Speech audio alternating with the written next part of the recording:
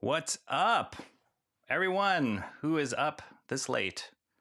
10:17 on the West Coast, much later on the East Coast, as my buddy Shant and Jetty will know.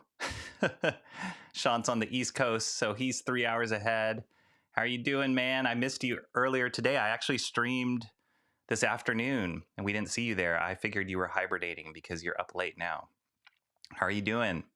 Are you packing books, getting paper cuts? I hope. I'm still waiting. I have not gotten my book yet, so I'm still waiting. Comrade Sammy, do we get to meet your friends? You know what? You do. Comrade Sammy, she was there for my afternoon stream, and I'm so happy that you showed up to this one because it's going to be a fun one. I was just trying to figure out a lot of tech issues right before now, and we were determined to get it working because it's more than just myself and all the tech issues I can muster as one person, but it was two other people that we have tech issues. So Shant says, "Hail all." Oh man, now the comments are already flying. So yes, you get to meet my friends. Hail all. Just shared it on my channel. Awesome. When Shant does that, all the people come out of the woodworks. Night mod reporting for duty. Much appreciated, Comrade Sammy. My Chick-fil-A was actually excellent. I went with the kids. When I told them we were going to Chick-fil-A, they were super excited because mom's out of town. She's not a big fan of Chick-fil-A, not as much as my kids and I. So we had a good time. It was really good. I got the spicy chicken deluxe sandwich with the waffle fries, obviously. My daughter got the chicken nuggets or whatever they're called. And then my son got the regular deluxe sandwich. So it was super good. Hello, Shant, Comrade Sammy. Hello, Comrade Sammy. Well, so I'm doing a new... So the whole origin of this show, I'm calling it Super Nostalgia. And this actually originated because, if you guys remember, I had shared with you, I went to my sister's house, or my family's house, and was going through some storage and old books, and I found a whole box of my old comics in it, and it just brought back so many memories of the comics that got me started, that got me excited, that got me hooked, to be honest, got me addicted to characters and stories. Predominantly time period that it happened for me was like, I want to say my middle school years were a big formative time of when I fell in love with comics and just the potential of it. And it stuck with me ever since. And so just seeing those books just was a flood of memories and just got me so excited to revisit and reread them. So I brought all those home with me here. And it also got me thinking about the friends that I made and that were around and that also were reading these comics with and that I was sharing them with. And this was in an age before YouTube, before cell phones, where you had to actually like talk to people face to face and share these books with. And that was the best. And it wasn't about keeping the books in mint condition. It was about like stuffing them in your backpack in between classes and sharing the next issue. I mean, stuff wasn't so quick to arrive. So you were really waiting for that next month for that book to come out. And it was so exciting. It was really fun. Really, really fun. I'm going to get all like choked up just thinking about it. So what I did was, as I was going through these books, it made me think of two guys who I shared this with. And some of these books literally were passed between our 6-year-old sixth grade grubby hands, and I still have them. And so I reached out to them. I had connected with them, I guess it was over Facebook, like many, many moons ago, just kind of a connection and like, oh, hey, how's it going? And blah, blah, blah. But we didn't really talk much. We didn't really, have a huge connection on Facebook. But when these comics came back with me, I was like, I should let these guys know. And as I've been building this YouTube channel, I was like, I should let these guys know about it because maybe they'd be interested. And both of them responded really quickly, which was awesome and surprising. I think it was literally like last week. Hang on, let me. I just saw the chat move a little bit. Oh, conference time. Be right back. Gonna get more fruit snacks. You've been eating fruit snacks all day. So, anyway. These two guys reached back out and they said, hey, we'd love it. I asked them, would you be interested in going on stream with me to talk about them? They said, both of them said yes really quickly. And I was super psyched to make this happen. So after we got through all our tech issues, we're all working now. So I'd like you guys to meet my friends, Fred and Attic. What's up, guys? We're here. We're alive. We're here. Hi, everybody. We're here. We're awake. We're awake. We're ready. Yeah. You guys jacked up to talk about comics. Always. Always. Yeah. So, everything you mentioned just brought back memories and just so much nostalgia. Yeah. I mean, so not to give away our age too much, but it was like sixth grade, I'd say sixth grade, seventh grade, and eighth grade were our formative, were the years that we were in contact with the most, right? Mm-hmm. We did go to high school, but then we were just talking right before this started. Like we kind of went separate ways a little bit in the middle of high school. All of us had different paths. Did you graduate from the high school we started in, Attic? I did. Oh, you did? Okay. So I know Fred and we both moved in the middle of those years. But it was definitely 6th, 7th, 8th grade where I don't know if you guys can recall, because I as I'm thinking about it now, I don't even remember who was the first move. Like who first said, hey, you want to read comics? Or like, hey, you should check out this comic. I don't know. Like how old were you when you started reading comics? It felt like at the school it was just a group of people that just kind of naturally conglomerated together. Like, outside, like on the playground or something, there was just kind of a lot of people that were all in one place and just everybody was into comics. Yeah. Like in like 6th grade or so. And then kind of over time we all kind of split off into our own groups. Yeah. I remember I have this very distinct memory of being introduced to a Fantastic Four by Jack Kirby. I think that was the first comic book I ever saw. And it was by a friend of mine, a family friend. It was actually a girl who, her older brother had a whole collection and she like shared this issue with me. And I was like, what is this? And that was before middle school. But it was with you guys that I really got into like serial comics as far as like continual stories and trading comics. And I think, Fred, you probably had the most. Like, where did you get your comics from? I mean, we had a few comic stores in close to my neighborhood, and really, I just was collecting over time. I probably got started a couple of years before that.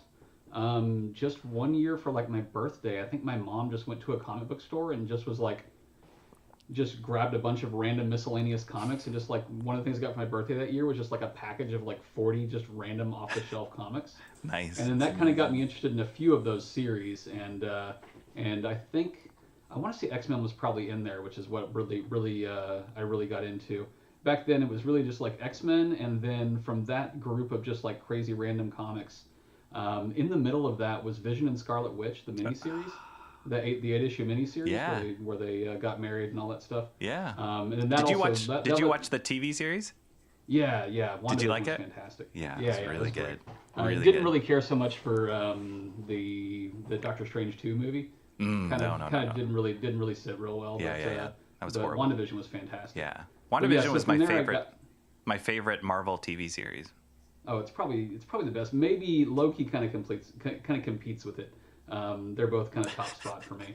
Nice. But yeah, so from there I got the Vision Scarlet Witch series, and then I ended up buying the rest of those and getting through those, and then that got me into West Coast Avengers. I was never an Avengers reader for my entire life. And I still love the movies and stuff, but I was never into Avengers. But I was into West Coast Avengers, specifically because it came right after the Vision and Scarlet Witch like miniseries. Nice. And then from there, it was pretty much just X-Men and all the billions of X-Men spinoffs. Yeah. What about you, Atik? When did you first start reading comics? Man, I'm trying to remember. I know that I watched a lot of the cartoons. Like there were these really old school Thor cartoons, Captain America cartoons. Oh, those are And the then there's really Spider-Man old and ones. Amazing Friends. Yeah, those yeah. were the really old ones. Yeah, but yeah. when we were growing up, they would be playing as reruns, or like a couple of back to back. And then there was a Spider-Man cartoon, Spider-Man Amazing Friends, Spider-Man and His Amazing Friends, such a classic. And that's why I think, as soon as a comic popped up, I would instantly be interested. But like you guys, it was kind of just a random mishmash of whatever, for whatever reason, I came across. But, we were talking earlier about how there were some, so before the internet, before graphic novels even, there were these serialized stories, and they did such a good job of ending on a cliffhanger, and you had to wait a month to see what happens next. And it would, different ones of us would get the next episode first. Yes. So even that was kind of exciting as well. It was just something to look forward to, and then like once one of us got it, we would all sort of read it and trade it around and stuff like that. And those were the. There was all like the different inline times. stories that would hook you too, where they'd be like. They'd say something and they'd have a little asterisk at the bottom. It's like, oh yeah, see this other comic to explain what we're talking about. Yeah. You're like, That's I gotta right. go get that also and see what's happening. That's right. Yeah. I It's a felt little that way too much. I feel like comic reading is so different now. It's not I mean, they have crossovers, they do the same kind of gimmicks, but it feels so different. The way that collect is different now, especially with digital comics, which I've never gotten into, but yeah, just a different way of collecting and reading stories. And I think they restart stuff so much now that it's hard to like get latched into a series, right? In the chat, Sean says, yo, I was mentioning to you guys before we started, Sean, this is my buddy Sean. He was the one who's kind of been, I'm going to blame him for everything that I do on YouTube. He's the one who really encouraged me to do this. So he's great. If you guys, you should check out his channel. He has his own YouTube channel. And like I was telling you earlier, he's produced his own book. He's doing fulfillment right now. It's a really awesome painted graphic novel called Nosfero the Crypt Walker. Sean's big on like pulp stories. And so all those like old pulp stories, just kind of the excitement of adventure, sexiness, danger. It's all there. It's really great. Comrade Sammy says, hiya, pleasure to meet you guys. Hey, guys. All right, so what was I going to say? Oh, so yeah, I think definitely during our time in middle school, the series I remember us talking about and trading a lot about was X-Men. That classic run. What was the issue range you were telling me, Fred, when I first reached out to you, that is like your sweet spot? My sweet spot is probably like, I mean, really it's probably like 200 to 230, but Yeah. I was really into like probably 170 to 250 or so. By the time that we were, I think our time was like 200 to 230ish. Yeah, for sure. And that's got your really big class. It's got your Mutant Massacre. It's got your Inferno. It's got your Fall of the Mutants. It has the split off with Excalibur. It's got New Mutants coming out. Like that's when really everything went wild for us. Yeah. And So believe it or not, there was a time when Wolverine wasn't like the star. He was just like a side character. Yeah. He's a supporting true. character. Some guy, exactly. it's so true. Yeah, I forgot who I was talking to the other day. Oh, I was trying to explain the X-Men, and he immediately said like, "Oh, is that Wolverine?" Blah blah blah blah blah. I was like, "No, like the original X-Men. You remember those?" And he was like, "No." And I'm like Cyclops, Iceman, and he was just like, it was like blank stare. And I was like, "Wow!" Like, so, and he's our age, but I think he just got into comics much later. But it was like, oh man, it's like a different. It depends on when your entry point is. when you start reading, that's your kind of foundational stories. Sean says great times. Yeah. Okay, so here's the other aspect of it. Like, we can keep talking and reminiscing, and this will spur it on, but I pulled out, and I pulled them out of their bag and boards too, because I didn't want to go for every issue. And actually, when we were growing up, I don't think we kept anything in bag and boards at that age. Only really rarely. Like, I went through my old stuff, and I have an old box of just like mostly trashed out comics. And I think a lot of your comics there's probably like 5 or 6 that are in really good shape because they were in bags and boards and everything, but it was really rare back then. I think a lot of your comics, if I remember, Fred, were like highly read. I remember like borrowing. I'm a little bit OCD and anal about my stuff, and like, you know, bagging and boarding it. But I remember borrowing comics from you, and you'd be like, here, and it'd be just like a handful, just like a pile. All right, so I'm gonna pull out some of these books and this fancy setup. So I'm gonna go in chronological order, and I'll go pretty fast because there's quite a few. But here we go, starting at 170. This is so good. So good. Storm takes over the Morlocks when That's Storm right. had no powers. That's Storm's right. lost her powers by this point, right? She lost like the 160s. She did. Callisto and Storm.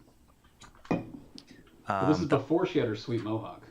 This is, and she kind of went through like if I remember correctly, it was almost like a mental crisis when she lost her powers and then was starting to lead the Morlocks, and kind of took this like edgy. I mean, it was really current at the time, like the 80s, but like, you know, mohawk and leather. And yeah, that's my Storm. That's my favorite Storm right there. Yeah. Mohawk and leather and no powers, and can still kick ass.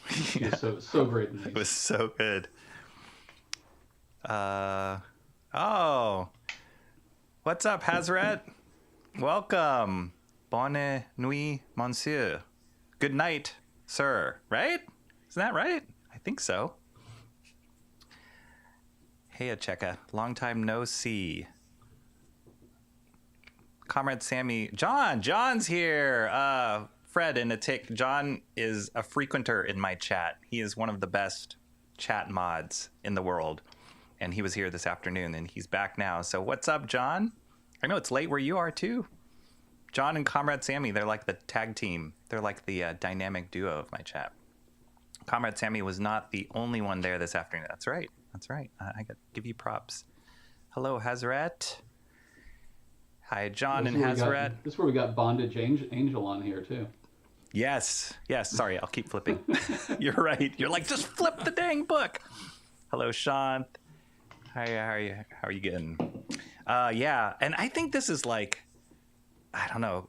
The Morlocks were so cool. Caliban, remember that guy? Oh my gosh. Yeah.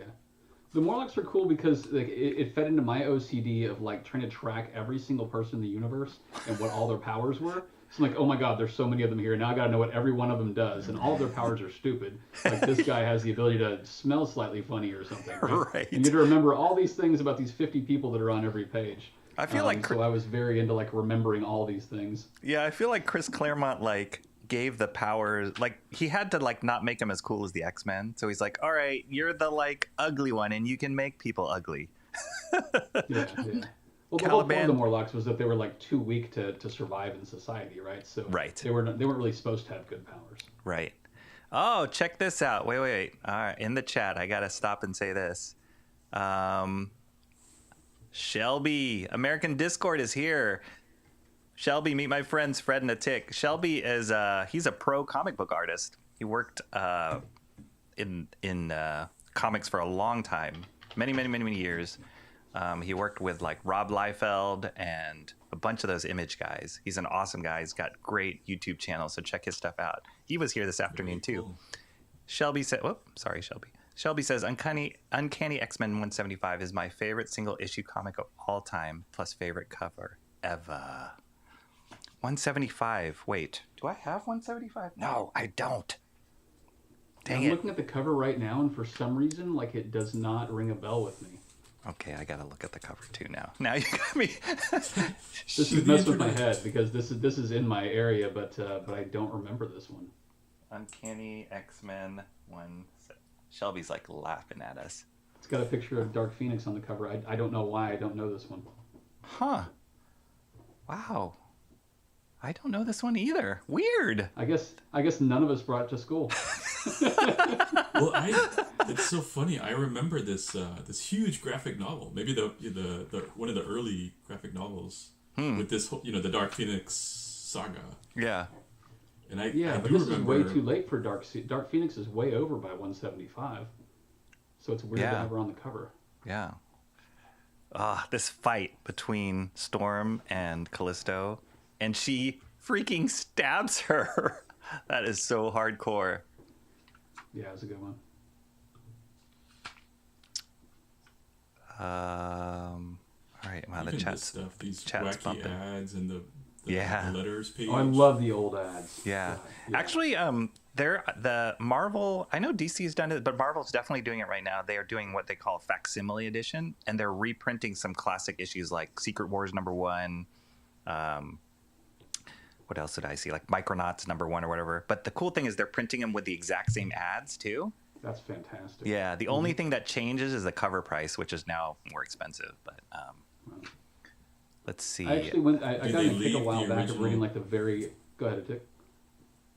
Like, do they leave the original cover where it says 10 cents or whatever? No. just for nostalgia's sake. No, that would be depressing. I was gonna say I got in a big kick of reading like the really old ones. I went back to X-Men #1 and read like from X-Men 1 all the way up to like, I don't know, 300, 400 or something. Oh, yeah? And what was really cool in those earlier ones was the really old ads. They were even funnier and kind of cooler than the ones that we had. Just seeing like the really nostalgic, like super old ads from the original issues was amazing. Shelby says 175 is also Paul Smith issue Dark Phoenix on the Hunt. Yeah, I'm missing that. That's a gap. So I had one. That was 170 that I just showed. Here's the next one I had. Look at that cover. Oh yeah, John Romita Jr. I remember this one so much. I know, right? Look at this. Like this. This kills me. These kind of moments that they had. This is what I think Chris Claremont. This is where he shines. Is like the regular, everyday like drama, interspersed with the mutant fighting and the powers and whatnot. But just like the real humanity in it was so good. I think back then, so many things he was doing, they were unique. He was so original in so many ways. Yeah. It's the Danger Room. Look at that outfit Rogue is wearing. I remember copying this drawing like 40 times. I don't know why. I just remember that drawing. Storm already has her mohawk. Yeah, we got powerless Storm with the mohawk. Mm-hmm. The best Wolverine Storm. smoking a cigarette. Yeah. It's old. Brings back memories. The cool thing, like with that mohawk and other things too, is just like those story moments. They had time to like sit. They had time. You had time to see it progress. It was like seeing like a season 2 haircut on a character, and you could follow it. It was just really cool. Is that Valerie Cooper and there was the blonde there? That is. Nice. And then I think I want to say this is Mystique in disguise. Maybe Mystique? Yeah. I think Yeah. so. And can you imagine John Romita remember- Jr.? He's still drawing today, a regular book right now. He's a regular artist on Spider-Man. Look at that. So good. The other thing I'd mention, now I didn't even talk to you about this before the stream, but do you remember the comics we used to make? Yes. So good. I was so jealous of you guys.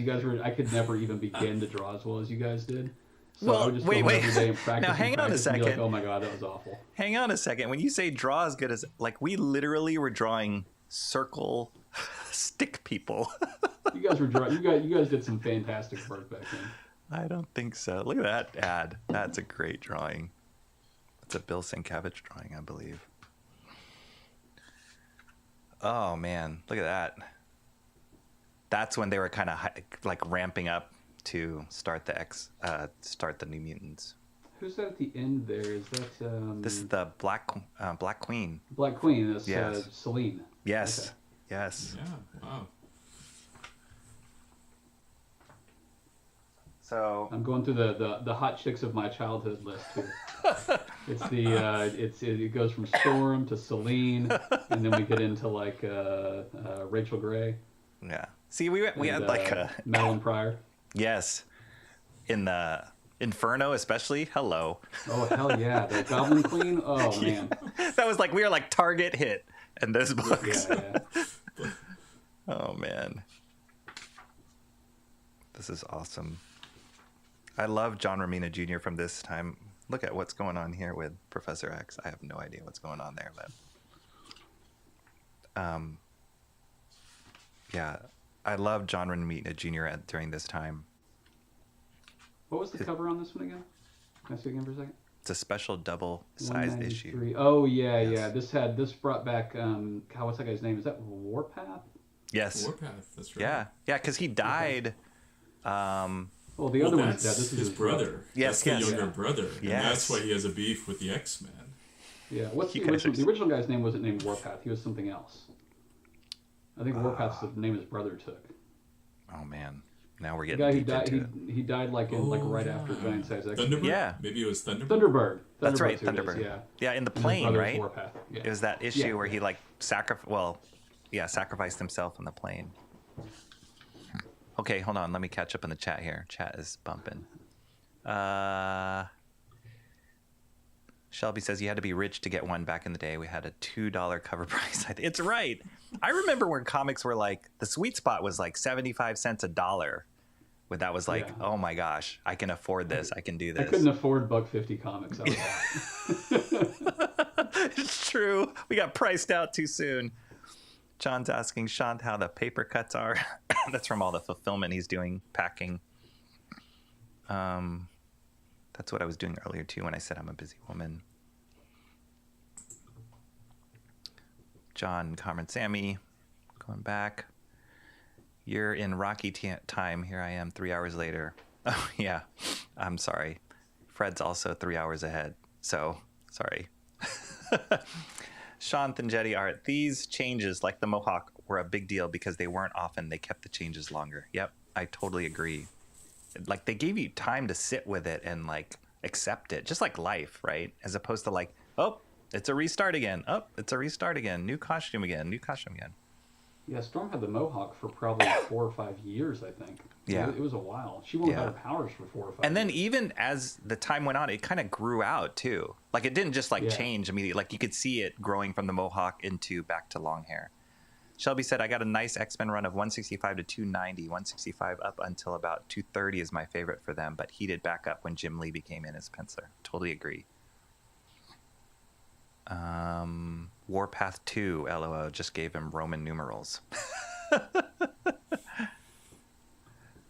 Row your boat. Hey, awesome one. Welcome.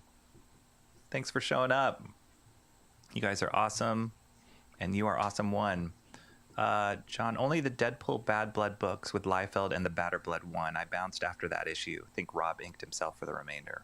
Oh, I think this is Shelby's talking about the books he worked on. I might have that book. Okay, Starfire, where's Spidey or the New Warrior? Starfire, where's Spidey or the New Warriors? Sorry, awesome one. I didn't quite catch that. Comrade Sammy and her fruit snacks. All right. Oh, yeah, this is Firestar. Well, it's right there, right? There she is. Which is awesome because, like Atik was saying earlier, you know, we were watching Spider-Man and Amazing Friends, and then to see her appear in the comics with the X-Men was incredible. I always love the Danger Room sequences. Always love those. And this is where they're starting to work in like little New Mutants crossovers every Yep. once in a while, so you see them in the background. Yeah. Yeah. Look at that Storm. Man, she is Such a good amazing. Storm. So good.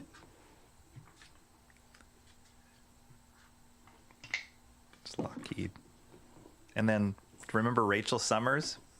Oh, Phoenix yes. 2? Yeah.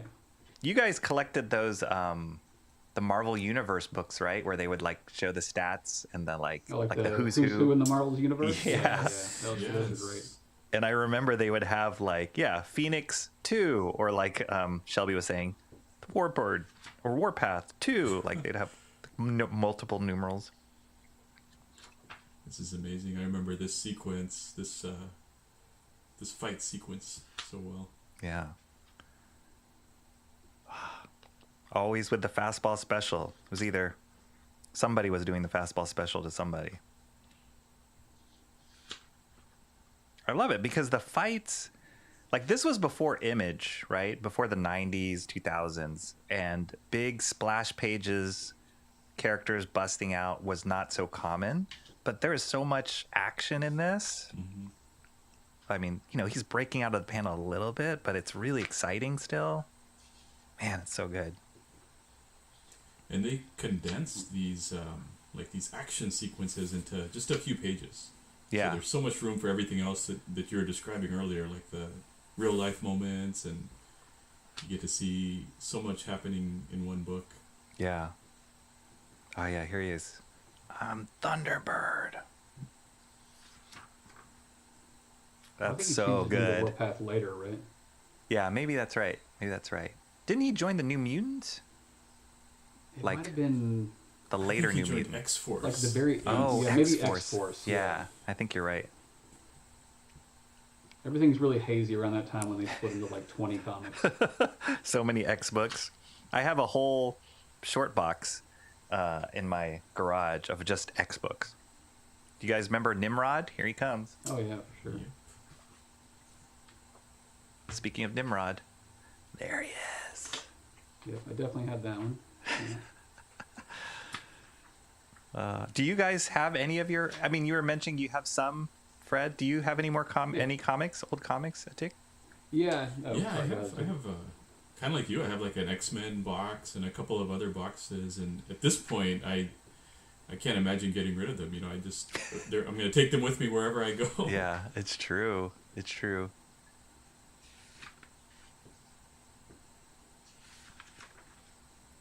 The Storm. Oh, man. The fact that they made her so interesting without any powers during this time period. More interesting. Yeah. There he is. Where they're like, we're going to make him pink.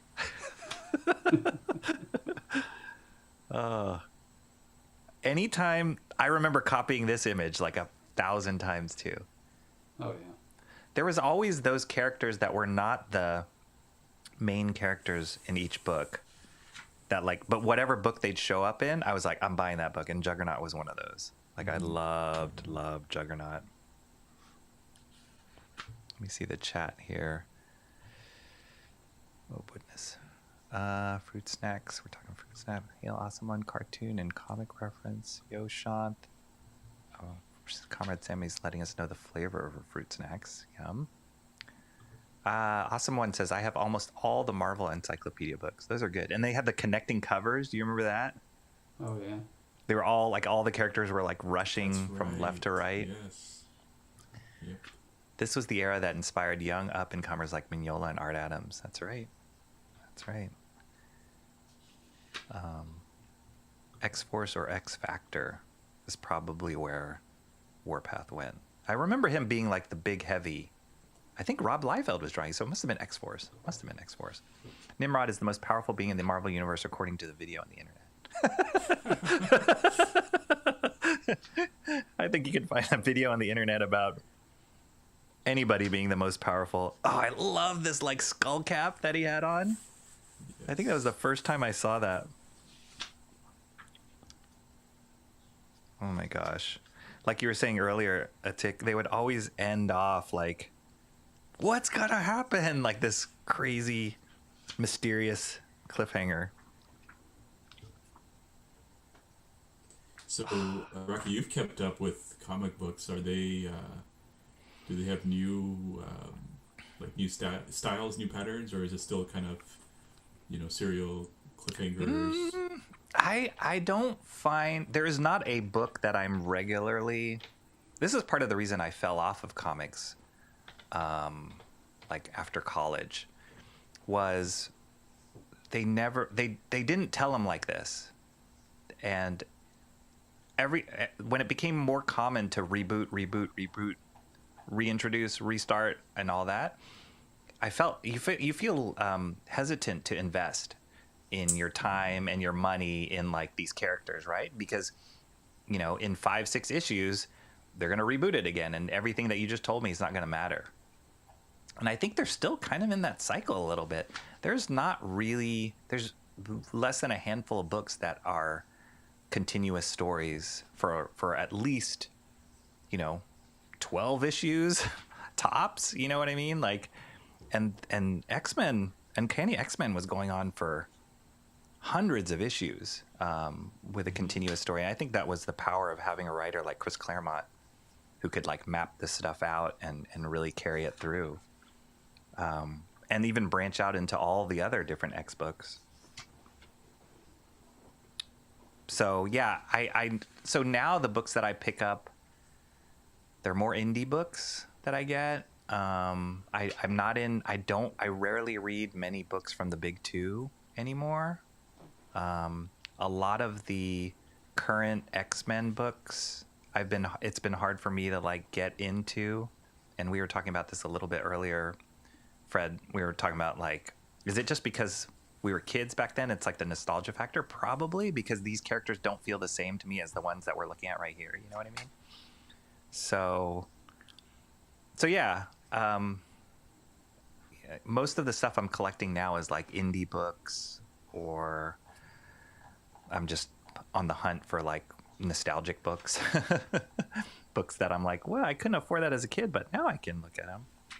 Mm-hmm. Spiral. Oh man, these Spiral characters. was good too. Yeah, she was great. Blob. The whole like were they calling them Brotherhood of Evil Mutants at this point still, or is this Freedom Force at this point? I think when they were working for the government, they were Freedom Force. Okay, and here they're with like Magneto, right? Yeah. Yes. So this is like the last Brotherhood of Evil Mutants before they do Freedom Force. Yeah. Like this was before the Trial of Magneto. Look at that cast. Do you remember that cover? I do remember. I'm about to Double show issue, you. Magneto on the front, Fenris. I'm about to show you that. Yeah. So good. All right, let's see. Nimrod. This is a well-read comic. Yeah. This might be from Fred. I bet you this is from... It's probably from me because I don't think I have it anymore.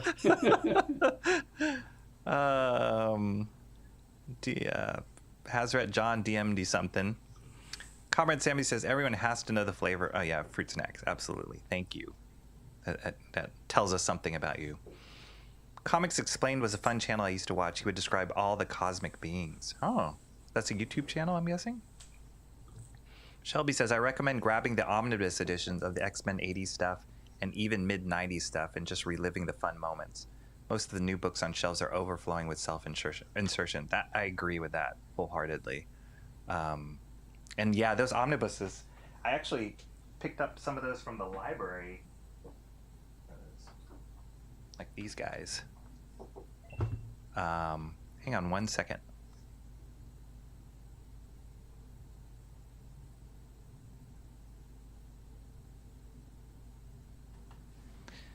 Yeah, I picked up these epic collections, which are like compilations of all these. You got to find the right ones that like look right, like colored right. The old stuff. Look at that. That is killer. That's so killer. Also killer is the ad on the left for Mask. That's super cool at the time, but in retrospect, kind of dumb. That's a property that has not been revamped and probably needs to be. I think I had one of those toys. I think I had the car, this one, with the wings.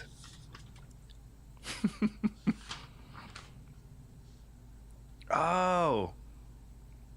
I think these were the Fenris twins. You remember them? Yeah, Fenris and Fenrir. Ah, so good. And they just came back from the Asgardian. Oh my gosh. I have that whole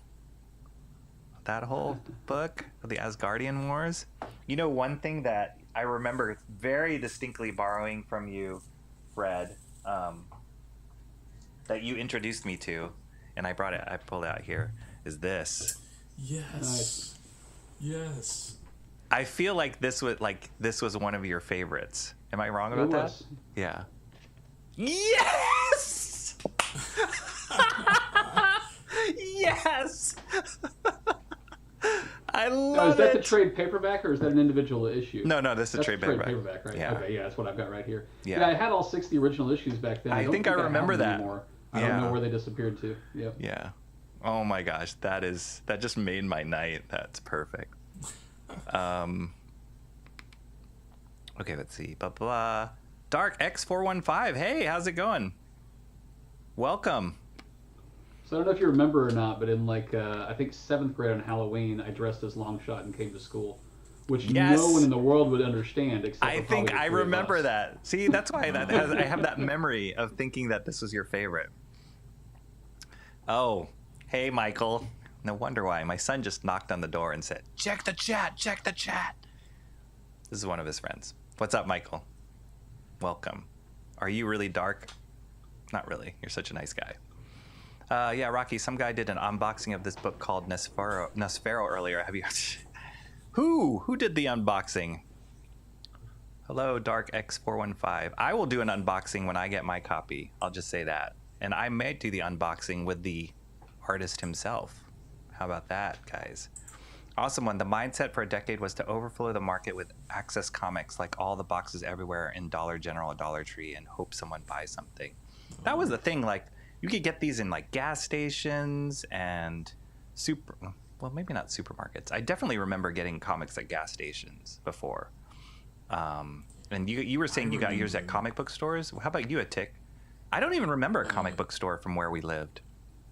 There was a comic book store close to me, and I also remember things like you guys were saying, just random grocery stores, gas stations. Yeah. Even my family and I, we traveled to India over summer one time, and somewhere or another, we picked up a few comic books. That's awesome. Yeah. Like, I'm fortunate enough as an adult and living in San Francisco, we have a number of comic book stores here. And as a kid, I'm just like, in a candy store, I was like, I wish I had this as a kid. But there's something to the, like, going to the gas station and hoping they have that one issue. I think that's why I had so many gaps in my collection, because there was no place I could get a regular book. John says, LOL, glad you read that out, Laraki. I can't remember what I read out loud, but you're welcome. Shelby says, X Factor Omnibus 1 comes out this year. I'm stoked for that. Has X Factor 1 through 26 plus a ton of annuals. Wow, that sounds cool.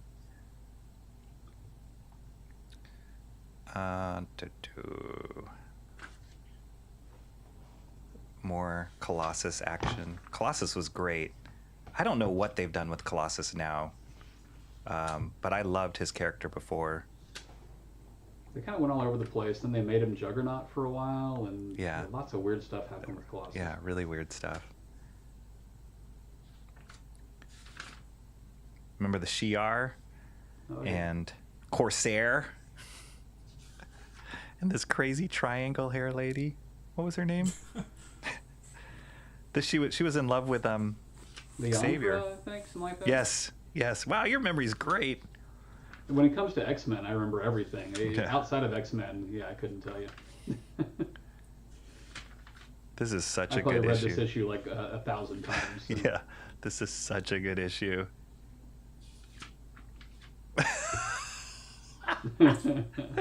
Oh man. All right. Hulk Awesome. Hogan's Rockin' Wrestling. Nice. Yeah. John, did you say nose fro? Weird title. Yeah. So how dirty were these control? You're still cleaning them? That's a totally side conversation. The condition of this number 200 is a war crime, sir. This issue went through the trial of Magneto itself. There's Fenris. So they're kind of like the cooler Wonder Twins. Yeah. But They had to I think hold this is hands. the only time they ever appeared that I recall. I don't think Yeah. they were ever mentioned again. I don't remember them being repeat villains. Mask. Such a long shot. Oh wait, I got it. Such a long shot. Nice. The OP Nimrod video by... Oh, thanks. It's a link for the Nimrod video I was talking about. That's awesome. Yeah, I have 8 of them, and they're pretty dirty. These are your controllers. Haven't used them in years. Still have to figure out how to clean the circuit boards. You guys. Longshot got robbed in the Deadpool movie. It's true. Did you see the Deadpool movie? Did you guys see the Deadpool movie? I don't remember I Longshot. thought it was the other guy, Shatterstar. Oh, Shatterstar. You're thinking right. of, yeah, Deadpool 2 had Shatterstar. That's right. That's right. That's right. Yeah, I don't think anybody's done Longshot. No, I don't see him doing Longshot on the big screen. It'd be too hard. He's been working like Mojo World and stuff. Yeah, and he's kind of, I mean, when he's really dated, and it would be tough to do him. I mean, you got to ride that line really well with his character. I'd say even in the comics, it was just like, who is this guy? Like, but he just, I don't know. He was such a great part of that team, inserting his character and his weird luck powers into that team. He had like his attitude was like the opposite of Wolverine, so it was like they needed somebody who was like bright and cheerful too to go with the team. Yeah. Didn't he have like fragile bones too? Like they had he had like bird bones. Yeah, bird bones. That's why he could jump high and stuff like that. Right. Yeah, I guess that really does make him the opposite of Wolverine. That's he's true. Like completely the anti-Wolverine. That is true. Okay, wait. That was issue. Hold on. 200. Where? Now you're getting into like Secret Wars 2 territory. We gotta power up Rachel Summers and all that. Yes, she's coming. Ooh, is this the one where at the end Wolverine stabs Rachel? I think he stabs her here. I don't know if it's at the end. Wait, we'll find out. She's about to kill Selene, and then Wolverine stabs her, and it's like one of the worst moments in the entirety of X-Men. Pissed me off so much. Yep. So good. Worst Rachel moments. Summers is my childhood crush. So yeah, between Rachel Summers and then Madeline Pryor. Yeah, so yes. I know all the Rachel Summers stuff. Yes.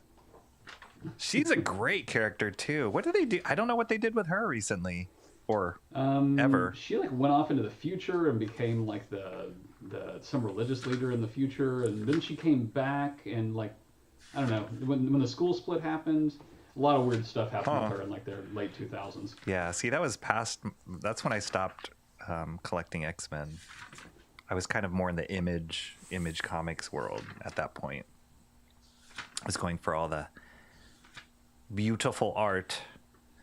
That's messed up. This is a great issue, but like the overall moral of the issue is that like Wolverine doesn't want her to kill Selene. Like, let her kill Selene, dude. Yeah. It's Selene we're talking about. Yeah. It's not worth stabbing Rachel over. And he's the last person to like I know lay down any morals about killing people. All these years later, I'm still mad about this comic. What a great ending. All right, so that was 207. All right, I do have 208. Here we go with Pink Nimrod again. Ah, Nimrod comes, yep. Oh, I love this splash page. Like, I actually tweeted this a few weeks ago. Like, this is up there for the Professor Xavier's a jerk splash page for me. That's so good, yeah. Yeah, this image is really, really good. Let's see. Never said the access was good the past 10 years. LOL. Excess, not access. Seems he pulled the stream. Womp womp. English us hard. This is the channel. Oh, this is a link. Oh, okay. You're giving us a link of something you mentioned earlier. She wasn't in love. She was obsessed with Xavier. Oh, are you talking about Lalandra? Yeah, she was crazy. Sammy, Comrade Sammy, if I remember correctly, rubbing alcohol. Oh, you're talking about good controllers. But you guys having this separate conversation, throwing me out. Oh, Shatterstar, poor Shatterstar. Yeah, he was a shadow of who Longshot was. I mean, he was definitely like the image version of. Yeah, he was like the tougher, edgier version of Longshot. Yeah. Prophet took his helmet from that like boxing helmet. Use can air first. That's about the controllers, John. Yeah, I heard that too. This conversation, it's really in depth and intriguing, but it's throwing me off. Dark Phoenix. She ended up being a member of Excalibur. Oh yeah, that's right.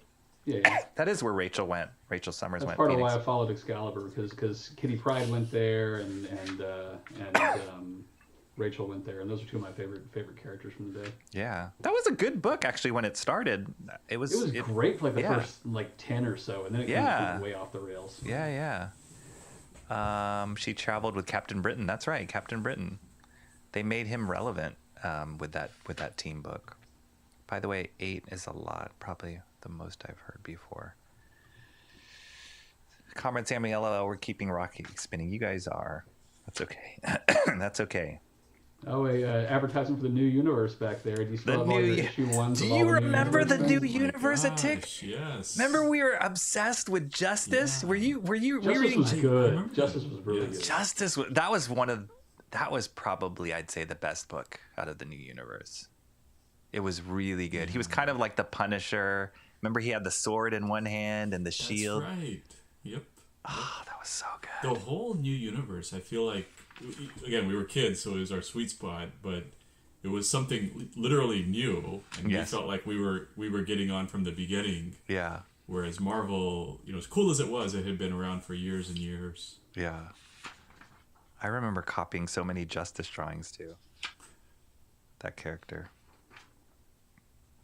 So just flipping through this, I just remember this is so typical where there would be some huge enemy, most powerful than universe, as we heard, and then the X-Men have to team up with their foes and pull out all these tactics to just make it through. Look at her. She's the intro for. Is this Beyonder? No, this is Nimrod. Okay, but the Beyonder. We're coming into Secret Wars 2 any minute. Yeah. Now, right? No, we already, or did we already? What are you on? 208 now? Is that right? This is 208. Yep. Yeah. Okay. So you're just about to get to like the one where she gets all super powered up by Beyonder. Yeah. 209 though. Huh?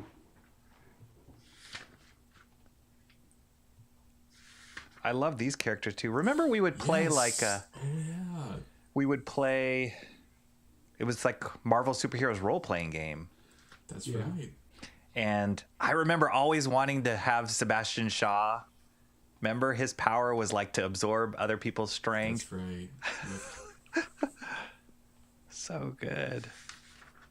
Man, why can't comics be like this anymore? I just feel like it's not. It's too, I don't know. It's really good.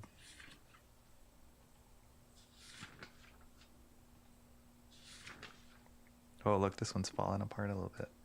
Huh. I don't even know what's going on here. But Colossus is... Ah, look at that. Really good. Oh, yeah, and then he has a heart attack. Leland. Yes. Yeah, he's he has like a heart the attack. Black Bishop, I think. Something, yeah. Yeah. And then he pulls the Black King down as fast as he can to slam into Nimrod.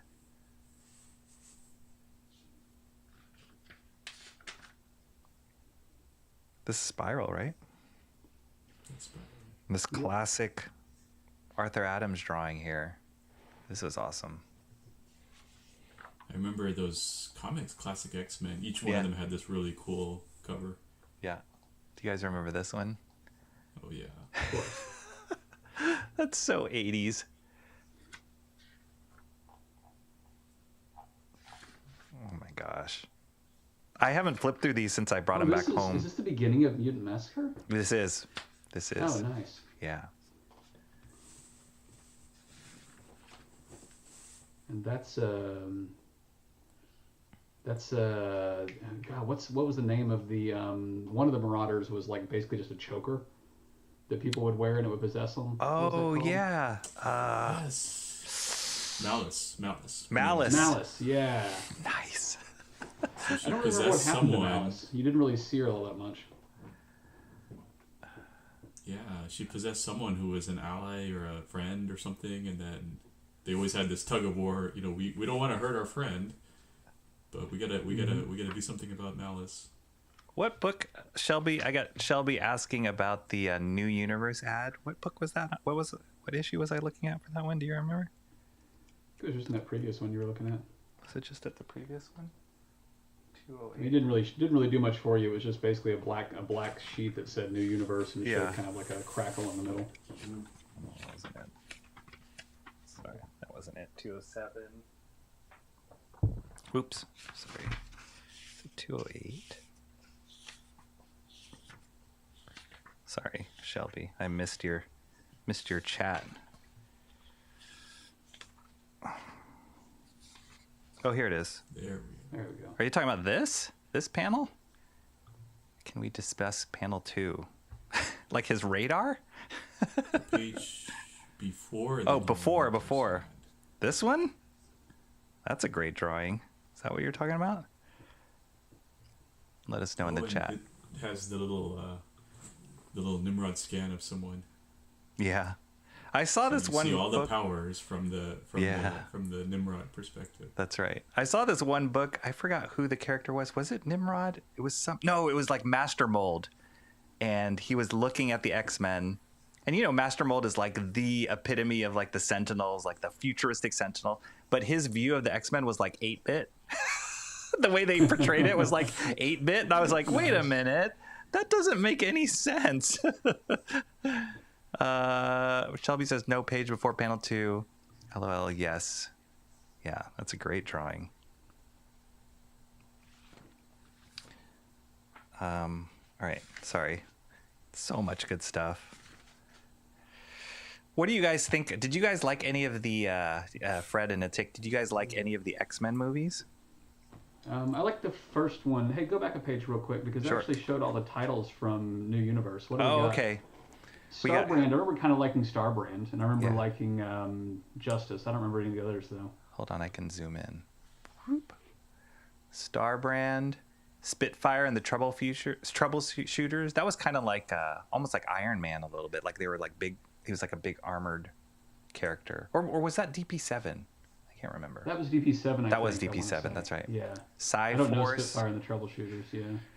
Night Mask. That's a little out of focus. I Kickers. vaguely remember Night Mask. Yeah. But I Kickers don't remember Inc. any of these being all that good besides Justice. No, and Justice. Like, maybe Starbrand. Nightmark. There was something else I liked. I don't remember what it was though. Starbrand was all right, but definitely Justice was the best one. He was kind of like Punisher. At least the tone of it was like the Punisher. Yeah. So I also remember kind of getting out of comics around the time the Ultimate Universe. And so, again, it was sort of like a relaunch, which I agree, it's happened over and over again. It's happened way too much, but every time something new happened, and you could see stories from the beginning. Yeah. New Universe, and then Ultimates, and I'm sure there's other early examples. Checklist made me think I was missing out on the full story of Marvel. Shaw got robbed. He was so cool. Yeah, he was great. He's a great villain. Even the Mona Lisa is falling apart. Stan Lee's ghost is going to visit Rocky tonight about the...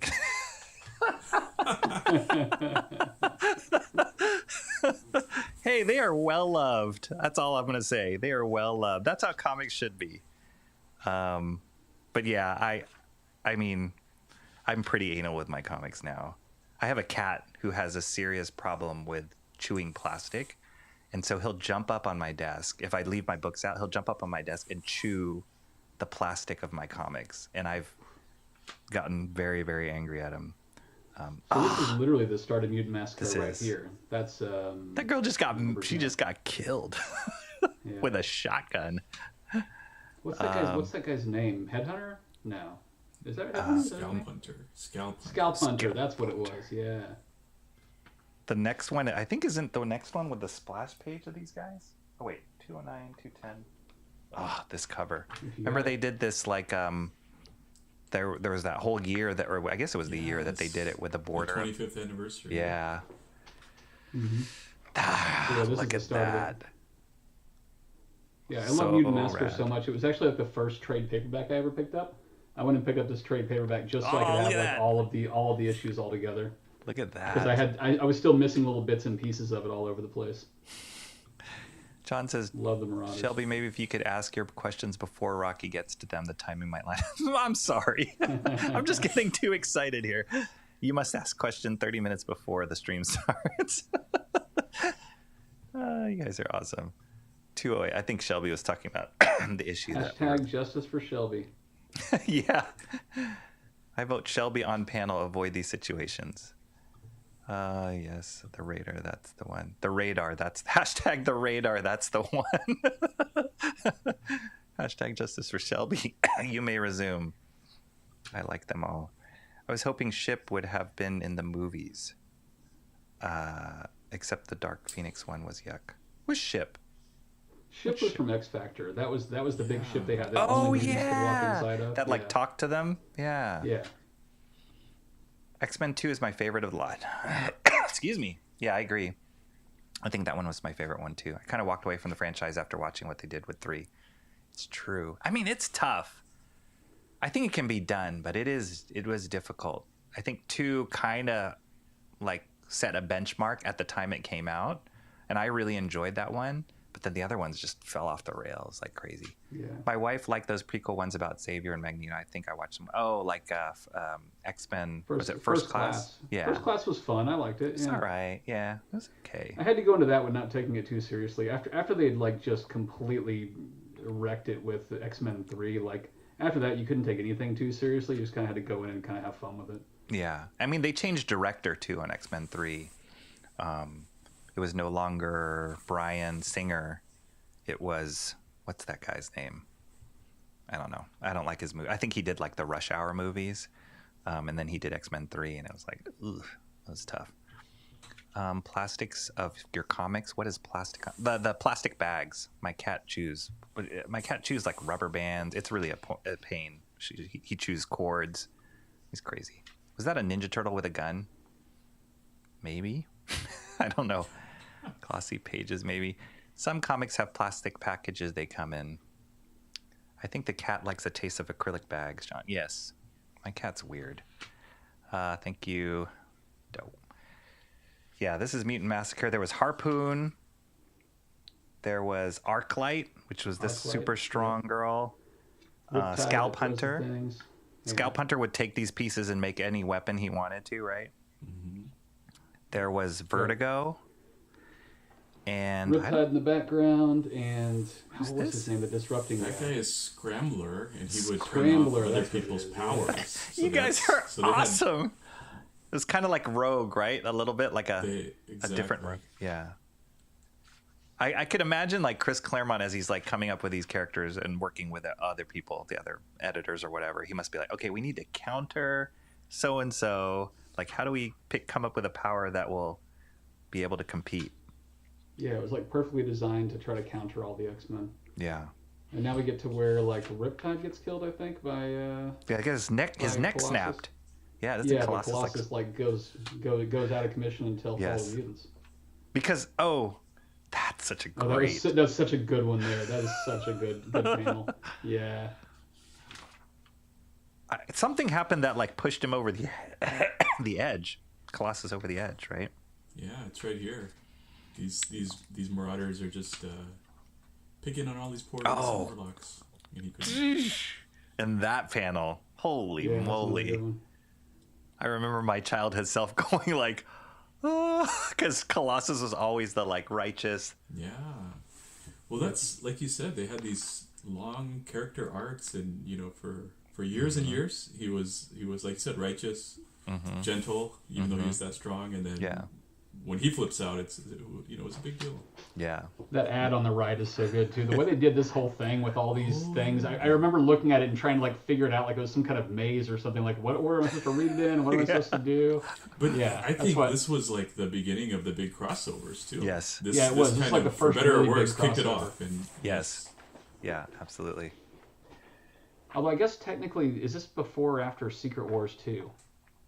We're after Secret Wars 2 at this point. So yeah, I guess it's kind of there already been the Secret Wars 2 crossover at this point, right?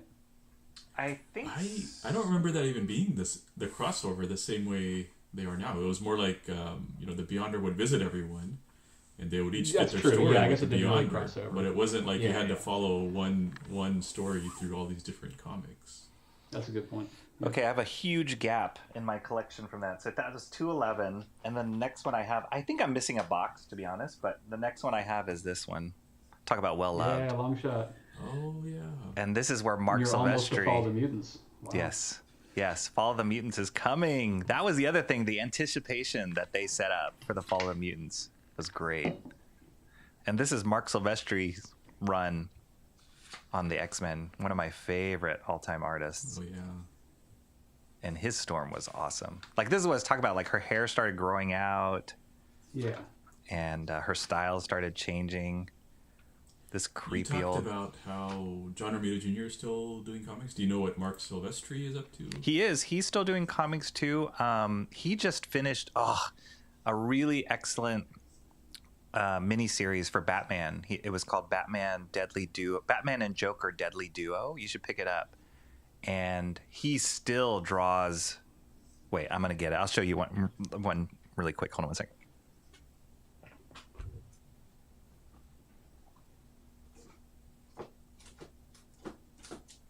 So what's the best of the crossovers from back then to take while we're waiting? Well, we're Follow the Mutants. We're about to get there, right? That was... Yeah. I remember that Is that being the best? amazing. Yeah. It's got to be, right? I think there's a good argument to be made for Inferno as possibly the best of the crossovers. That one was really solid. The problem with Follow the Mutants as a crossover is they acted like it was a crossover, but it really wasn't. Your X-Men, the stuff going on in X-Men really had nothing to do with the stuff going on in X-Factor. Had nothing to do with the stuff going on in New Mutants, right? Yes, yeah, you're right. So in New Mutants, Doug dies. That's basically Fall of the Mutants for the New Mutants. And then in X-Factor, we bring back Death. We introduce Apocalypse. We do all this stuff where they're fighting Apocalypse and everything. But it doesn't. This has nothing to do with any of the stuff going on in X-Men, where they go and fight the adversary guy or whatever and do all that stuff. Yes, yeah. So, but though I remember, barely a crossover. It's barely a crossover if you look at today's crossovers. But just the fact that the X-Men would go off and I remember they sacrificed themselves to close the portal or something like that. And then in Excalibur, they would be watching, in the comics, they'd be watching TV and seeing this happen, and it was all of their old friends and stuff. And so in that way, yeah. But X-Factor, the stuff X-Factor was doing didn't cross over with the stuff that X-Men was doing, it seems like, at all, right? I think you're right. Where if you go back to Mutant Massacre, it really was a crossover. They were all in those same tunnels dealing with the Marauders. Sorry, and even the Thor crossover. I knew I had it. What's that? I was just saying I knew I had it. I just didn't know where I put it. So he did this series called Batman, the Joker, the Deadly Duo, and he killed it. His artwork's really, really good. He went, so he did Cyberforce for Image, and then when he left X-Men, he went on to do Wolverine, then he went to do Cyberforce, The Darkness, that book, The Darkness, and Witchblade. He went more of a horror route. I think Mark Silvestri really loves horror stuff, horror comics. So he built his whole company, Top Cow, on Darkness and Witchblade, but his artwork is still really, really good. It's a lot more drawn out. Here's some black and whites from it. So he's still a phenomenal artist after all these years. But it's different. I think he was, because he was on a monthly book. It looks really good, but yeah, you're right, it is different. Because he was on a monthly book like this. He had an inker, Dan Green. He was just cranking this stuff out. And I don't know if you remember, at one point, he even was producing 2 X-Men books a month. He did bi-weekly at his height. Dazzler. Was she not on your favorite girl characters list from that time? At this point, Rachel Summers is still going strong, and we're just about to hit the Goblin Queen. So Dazzler kind of fades into the background. Yeah. This is a lot of long shot stuff here. I remember this ad. I have a long history of falling for redheads, and then I married one. So. Oh, perfect. Look at that Psylocke. I love them. There, that ad. Whew. Nice. So Tick and I were just talking about this a second ago while you were off for a second, but Fall of the Mutants, I don't feel it's even fair to call it a crossover because these three silos are completely separate and they have nothing to do with each other. You mean X-Men, X-Factor, and New Mutants? Yeah, the stuff going on in X Factor, where you bring in Apocalypse, you bring in Death, you're dealing with the Force and Apocalypse, has nothing to do with the X-Men in Dallas climbing the tower and facing the adversary and closing the portal, right? That's true. That's true. So it's not a true crossover in the way that like Mutant Massacre or Inferno was. Yeah. Yeah, I mean, you could read them separately and not lose anything about what the story was. I love Fall of the Mutants with X-Men. One of my favorite stories of the entirety of X-Men. Same. But it doesn't really count as a crossover as far as I'm concerned. I think they were just trying to sell more comics. Probably. I remember, like, I think in New Mutants, I was just looking over here because I can't remember if I have those issues here or not. Yeah, that's where Doug I do dies. have some of these, yeah. This is where Doug dies. Cypher dies. Yeah. Remember that? That was killer. But yeah, they had this whole plot going on with Bird Brain, that character. Oh my gosh, that character was so weird. But I do remember, like, I think they like when that's kind of what set off Ileana Magic when she saw that her brother died. But that was the extent of the quote unquote crossover. Like, you knew it took place at the same time, but it's not like you had to read these issues to understand what was going on in those stories. Yeah, but I feel like Mutant Massacre like had a lot of value in reading all of them. Like they all really interact with each other much more. Yeah. Particularly like the Thor one. That was like the first time I ever bought a Thor comic. The Thor comics in Mutant Massacre were so good. Yep. Who was drawing those? Do you remember? I don't know, but I can look it up. Was it Simonson? I'm not sure. Here's the Holy Grail right here for me. Yes. It does not. And you can tell these aren't from me because they're in good condition, and I actually have these still. These are one of the few ones that I actually still have. That I actually have in the plastic and boarded because I like them so much. Oh, that's so good. Hold on, let me catch up here on the chat. John, some comics have plaques. Oh no, we already said that. I think the cat likes the yes. My old comics, I have no idea what they look like. I haven't touched them in years. You should. I hope that cat makes it odd things to want to eat. Yeah, I know. I either I will kill the cat or the cat will kill itself. Our cat occasionally would eat food that fell from our table. No, our cat doesn't do that. Our cat will jump up on our counter and like dig for food of our food. Shoe boxes, plastic boxes, cardboard box. Yep, same. The Marauders were crazy awesome. Mark Silvestri originally pitched the Cyberforce comic to Marvel as an ongoing of them. Oh. But Marvel rejected the idea, so he took it and reimagined to Image instead. No kidding. I guess if I think about those characters, yeah, there are definitely some similarities there. That's awesome. Thanks, Shelby. That's great. Great info. Comrade Sammy, are you going to have to change your PFP again when finished cleaning them up? Her profile picture? Silvestri is my biggest artistic inspiration. Awesome. Yeah, I can see that. I can see that in your work. Not in a bad way. I can see that in a good way.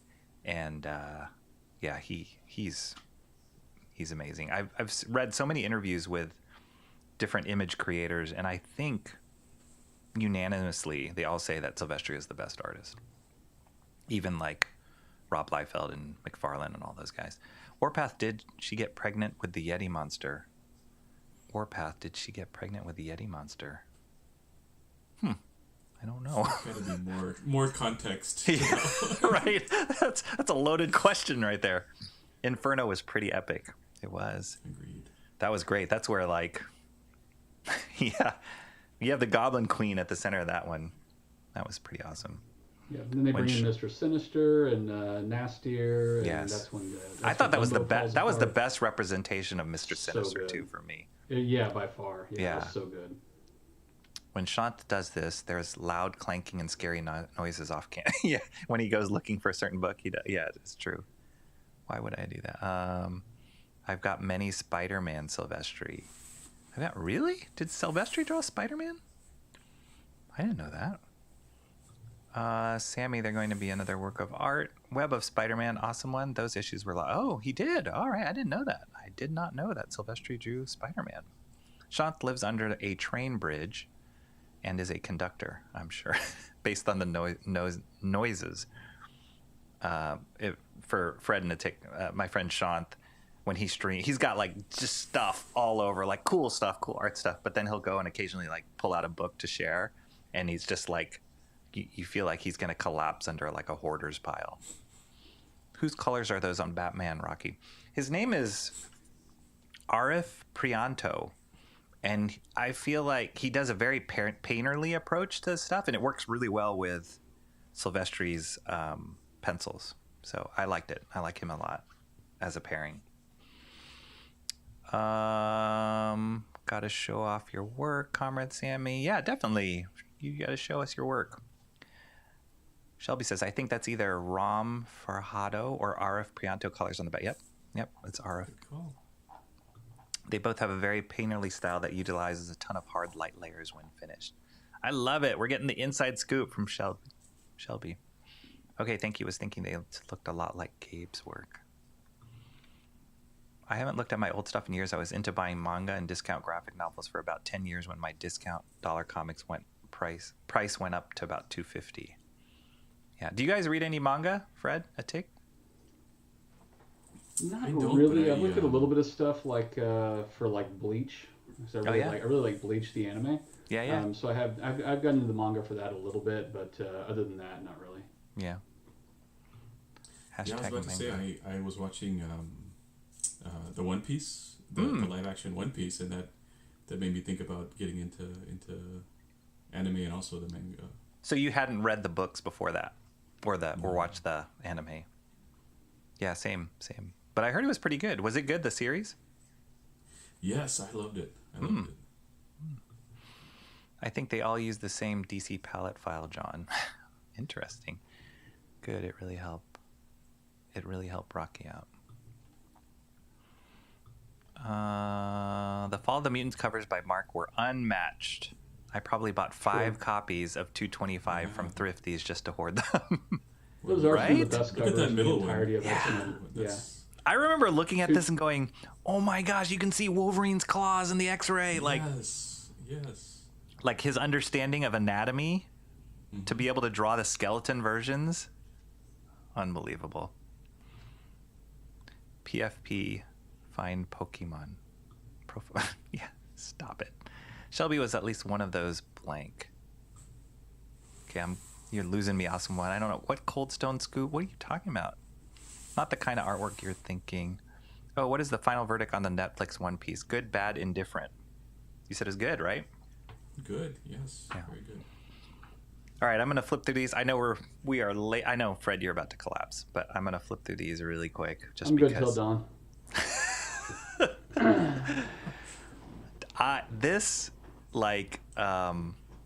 This blew my mind because Colossus here was sharing with us that he is an artist, and he is as good of an artist as Mark Silvestri is. I'm like, Colossus, why are you drawing comics for a living, man? This is awesome. Oh, and this is also like, up until this point, they hadn't said anything about Colossus. He's just been sitting on like in his hospital bed. Right. So we skipped over a few issues where important things happened, like Magneto tried to fix him but made him worse. Right. And then he's just been out of the comic altogether until right here they finally bring him back. Yeah, that's why he's like sweating here because he's with not no totally explanation. well. They don't say like, "Hey, this is how he got better." They're just like, "Oh yeah, here he is. He's drawn some stuff over here." But this exchange between these kids and Colossus and how they're like talking about mutants, and it's really beautifully written. I love this so much. This is burned in my brain, this interaction and how he talks to the kids when they don't even know he's a mutant. And he kind of convinces them, like, mutants are people too. And then he's like, they throw a firecracker and it scares him, and he accidentally transforms. And then this panel right here, holy moly, like that got me in the gut when I saw that. Yep. The one kid who is okay with mutants, but when he actually sees one, he gets scared. Yeah. He like totally wasn't convinced at that point. So good. I love all the Beautiful. stuff with Roma and the adversary and stuff. And Yeah. they did stuff with her later in like Excalibur and some other things. Oh, but really? it's always been too like weird, and I never liked later Excalibur stuff, or the later Captain Britain stuff. Yeah. But they did bring her back into the story a lot, like way later.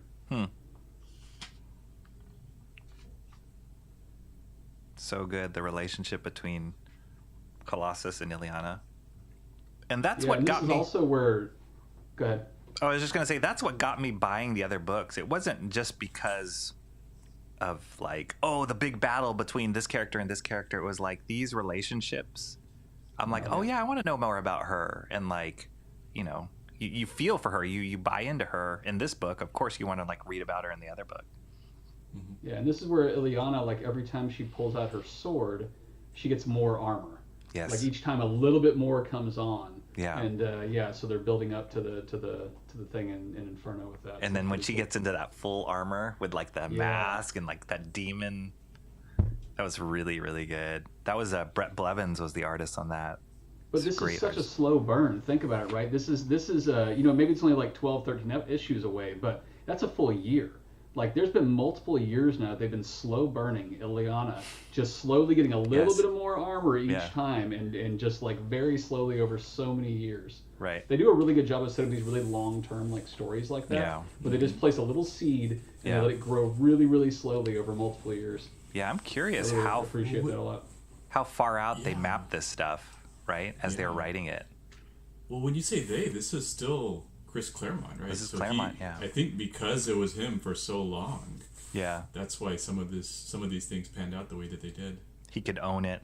Yeah, I mean, I'm sure Tom DeFalco and Ann Nesenti as editor had a lot of input in there too. But yeah, for sure, Claremont was kind of the king and all this stuff. Did this not make you guys excited seeing this? Yes. Totally made me excited. Without commenting much on what. This is great. I love this drawing. I remember copying this drawing.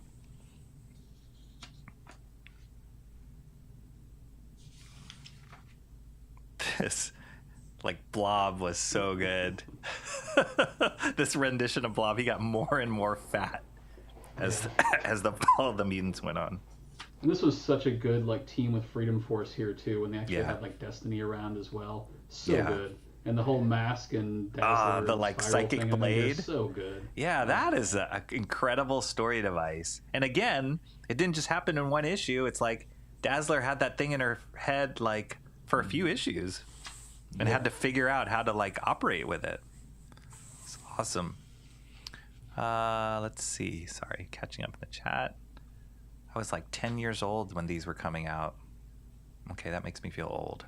Wait, what? How old were we? Oh, we were about that, right? A little bit older than 10, maybe? 12? I'm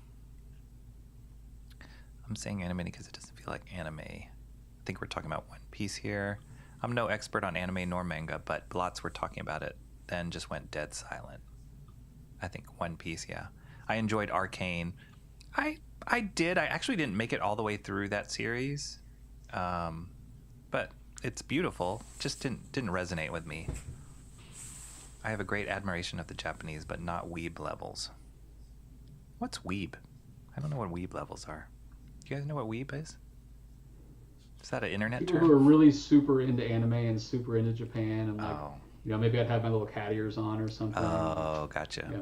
I'm probably the closest to being a weeb amongst the three of us, but I'm not really quite there. Rini has own it. Yeah, Rini has planned out Fiendish really far. Rini is an artist in the Comicsgate movement, independent comics movement, and she has a book called Fiendish. It's like a fantasy book, and she's really deep in the weeds of like the mythology and all that. Wow. So that's cool. I think I remember one time her saying up to 20 years. Wow, really? Jeez. Wow. So I have a question in this general page about here indie where comics. Blob is sitting on Wolverine is so good with the claws. Yeah, and he uses his It's so claw. like silly, but it's so good. But this expression too is the best. No words. He's like totally smiling. Happy landings, Tubbo. That's great. What were you saying, a tick? I'm sorry, I think I interrupted you. No, it's all good. The independent comic I movement? don't remember. Oh, yeah. So, indie comics, so those writers, they just stick with them, or did they ever switch writers? Or is it just, the creator... Of what? Just, of indie comics. Of any indie comic? Yeah, well, I mean, in general, so for indie comics, are they always the original creators? Still kind of... Usually, I mean, the ones that I collect and fund or whatever, or the ones that interest me. Yeah, usually the ones that I like the most, though, they are the writer and artists of the book. There is a creator right now. He did a book called Old Dog. His name's Declan Shalvey, and he works for Marvel and DC and Dark Horse, and he's an Irish creator, but he did his own creator-owned thing called Old Dog that he released with Image. And he was the writer and artist and colorist on it, I think, too. And he did 6 issues for the first story, and I love that. So, but yeah, it's. I'm not seeing so many like independent teams out there necessarily. It's more like individual artists, writers that are putting out books, and a lot of them are putting out books that are graphic novels first, as opposed to individual floppy issues. Hey, let's step away for just a second. I'll be right back. Yeah, no problem. I got to hang out. Oh, okay. You are my hero. I got to hang out with Claremont at a con in Hawaii and pick his brain. He's just built different. I don't think comics will ever have another writer with vision like his. I haven't seen it. I mean, I've seen good writers. There's definitely great writers out there, many great writers, but for the breadth and depth of storytelling and character building, I haven't seen one as good as Claremont.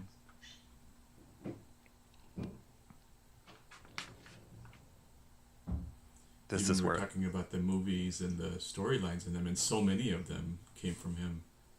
Yeah. Everything that people are reusing and for sure, turning into new media. Yeah, for sure. Oh, that is amazing. And again, John says she has since, I'm assuming he's talking about Rini, pared it down to 9 issues, I think. This issue art looks good. Weeb is like a nerd or geek. Thanks. The fact that Storm was a leader of the X-Men for years on and off, I'm surprised she never got a movie. That's a good point. I felt like she was poorly treated in the movies. It was not the Storm. Everybody wanted Angela Bassett, right? For Storm, to be cast as Storm. And then it was Halle Berry, who she's beautiful, but I was like she didn't have the gravity that I imagined Storm would have. And so after that, it was just like she just almost became a joke a little bit in those movies. Like, I thought Wolverine was probably the best cast of the X-Men movies, and Professor X, probably those two were probably the best cast. Everybody else was like, eh. I'm trying to think of any other characters in those X-Men movies that I really liked. It was predominantly Professor X, Wolverine. I didn't like Mystique. I didn't like Phoenix even. I didn't like Cyclops. I didn't like Iceman. Yeah. I think casting was a problem. Instead of Captain Marvel, yeah. Did you like Captain Marvel? Did you watch Captain Marvel, a tick? I watched the first one. I haven't watched the latest one. Yeah, I didn't like that movie at all. A less hardcore weeboo that isn't obsessed with anime so much as it likes it a lot, I might think a character is cute but not treat them like a wife. Oh my gosh, there's too many terms in here that make me feel really old. Storm ticks all the boxes to expect maybe gay. Maybe. Weeb, def. Otaku would be more would be more accurate for an obsessive all things Japanese. Not the company. Yeah. Marsden as Cyclops. I've bordered on otaku from time to time. Nice. Marsden as Cyclops was perfect in my opinion, Tri-Humus. Yeah, I guess he was pretty good. He felt short to me and young. Like, I wanted him to be a little... He felt younger than everybody, and I always felt like Cyclops should be older than ever, like the leader, right? So, but he was, as far as personality, I felt like he was a good cast. You know, we skipped over all the good episodes to really talk crap about Cyclops. Like, we didn't do issue 201 where Storm beats the crap out of him with no powers. Yes. And where he just like walks away from Madeline Pryor after she has a new baby. Yes. We skipped all these important pieces. There were gaps He's in my my least favorite collection. character in all of Marvel, by the way.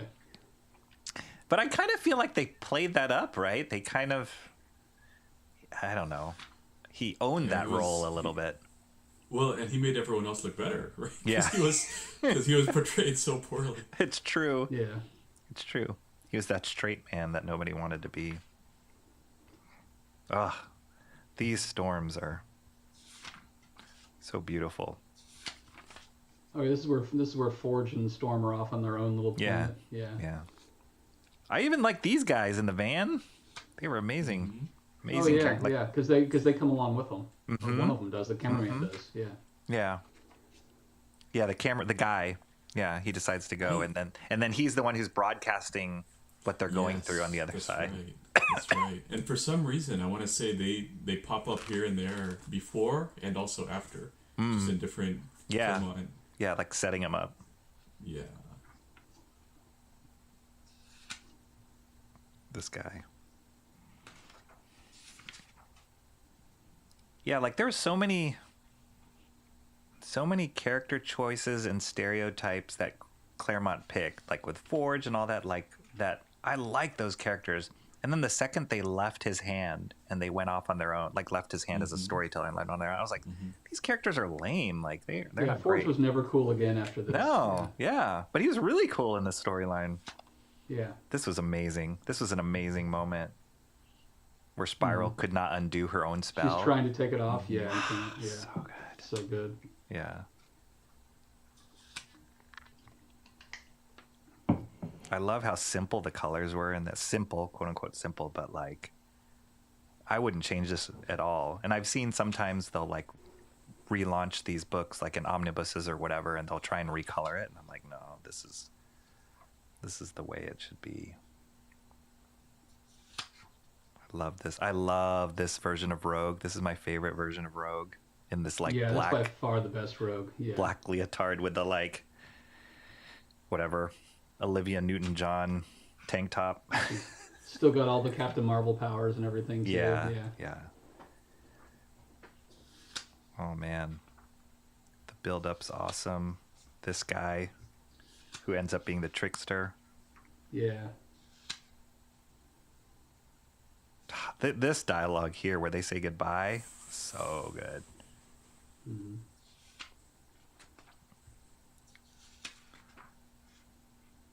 Storm gets her powers back.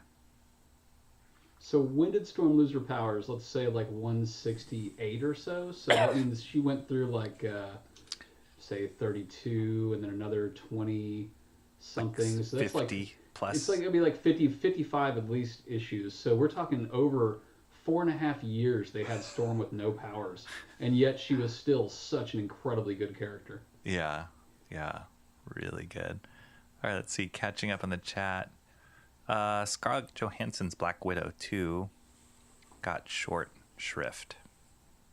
Scarlett Johansson. Yeah, that movie was a throwaway just to hope to get some money off the Endgame hype. Yeah, it was okay.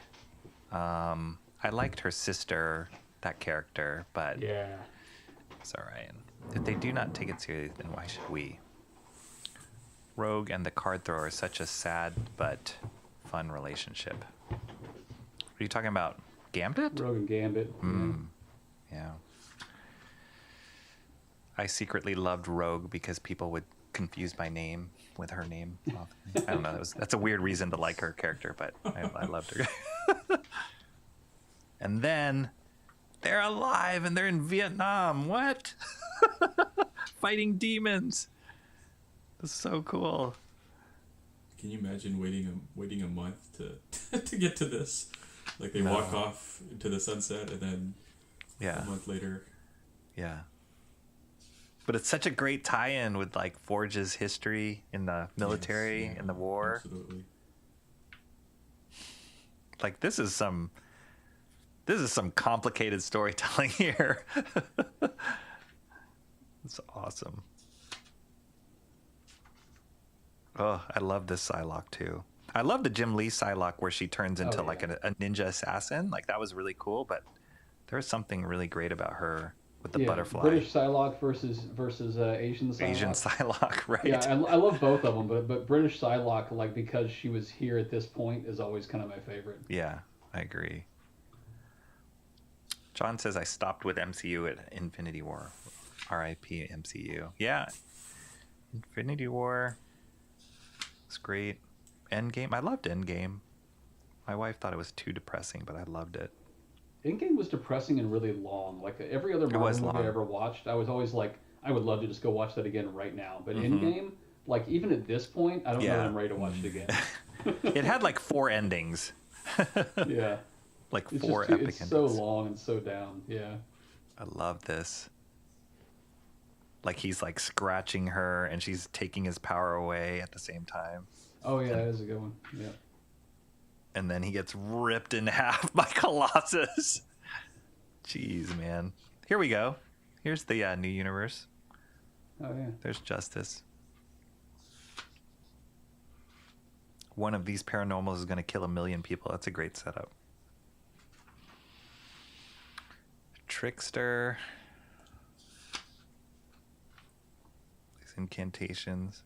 Yeah, this is a very, very complicated plot, but it was told so well. And this, if I remember, this is culmination of years and years of everyone hating the X-Men. And then they go out this way and everything turns around, right? They become heroes. Yep. They're like sacrificial heroes. Here it is, their big speech at the end. Yeah. There we go. That's the end of Fall of the Mutants. That is epic. That was... And I had some of these New Mutants. I won't flip through these. I know we've gone quite long already. But great stuff. Remember these guys? The smileys? Smiley face guys? Yeah. I never got as much into New Mutants. Like, I've gone back and read the entire series now. And just, it still doesn't appeal to me as much as, like, X-Men and X-Factor and the other ones did. New Mutants was always kind of the weakest one for me. Yeah. Do you think it's because they were kids? I think it's just, I don't like the characters. I don't feel like the characters are likable. Go ahead, Tick.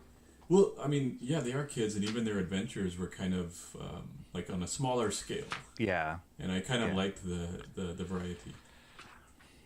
Yeah. See, I found all the characters kind of grated on me, and even like look right there, that picture of Magneto, that hurts my soul. I hate that. I hate that panel right there, and I feel that way about a lot of the artwork in New Mutants. I don't like the look of it, and Ilyana and Warlock are like the only characters in the whole book that I even care about. Yeah. Everybody else I just kind of get annoyed by. Yeah. Yeah, I think. So that's my take on New Mutants. Yeah, I just never could get into it. These? This is Louise Simonson, who is Walt Simonson's wife. And I think she was one of the first major writers, female writers. And she kind of slipped in. She started off as an editor and then slipped into writing and worked with Chris Claremont on a whole bunch of stuff. Hold on one second. I see some stuff in the chat. Wow. Culture Casino. Rocky, can you call 911 where Shant is? He has clearly passed out from blood loss due to paperclip. Yeah. Did the guy in black become the X-Man? The guy in black. I think the X-Man series was Havoc, I believe. So if it was Havoc you're talking about, yes, he did become the X-Man. There was this weird thing where it was this weird like side series called X-Man where I want to say like maybe he couldn't die, or there was some kind of weird thing about him and traveling through universes or something. There was a whole weird like side thing. And there was also a different thing where like Nate Gray was called like X-Man for a while, I think too, but I don't remember. Yeah. See, that's where I started like getting lost or not invested enough. Awesome One's making fun of me, said I won't flip, and then I start to flip. It's true. I'm sorry. Pastor, I'm about to finish up my sermon. Preach. Do you guys remember this book? I don't. X-Men the Teen Wow. Titans. I never saw that one. No? Oh my There gosh, was this lots one's really of weird good. miscellaneous, like X-Men with this person, X-Men at the State Fair of Texas. You remember that one? Like I had Yes, all these like I weird like do. one-off crossover things. Yeah. This one was really good. This is also Chris Claremont, but he crossed it over with the Teen Titans. Anyway, it was a fun one. It was in the middle of that stack, but if you guys haven't read it, but it's really good. It's drawn by Walt Simonson, who did X Factor, and it's a fun book because Darkseid is in it, and who is the villain on the Marvel side is, let's see, this one was well loved too. Dark Phoenix, that's right. It's really cool. This is like, we take the most powerful villains of both universes and try and make a plot out of it. Did they Anyway. have to like switch and the X-Men had to fight Darkseid? And Yes, the Teen absolutely. Titans? That's exactly what Yes. happens. Classic. Yeah. There, I have Follow the Mutants in a graphic novel format as well. And then this one, they also should have it. It's compiled I'll see with your both. Fall of the Mutants and raise you a Fall of the Mutants. Yes.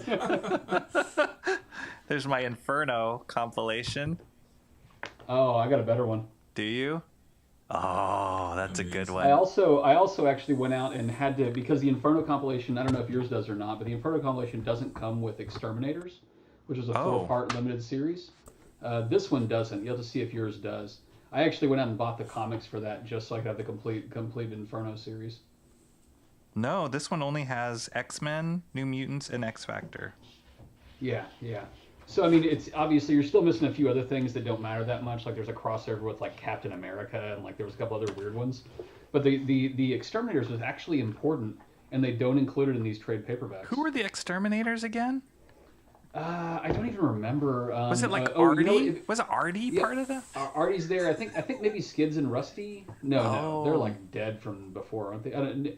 Maybe one of them was there. I don't remember. There's the Japanese kid who like is in like a wheelchair kind of thing, but can also like make robot stuff or something. Yeah. I don't remember exactly, but they were important. They were really important to like setting up the plot of Inferno as like one of the like, kind of side pieces, and then they're never included in the trade paperbacks, and they're really hard to find. Is that Amalgam? Was Amalgam a character? I don't remember. That was a crossover. Like they kind of combined DC and Marvel characters. Oh, yeah.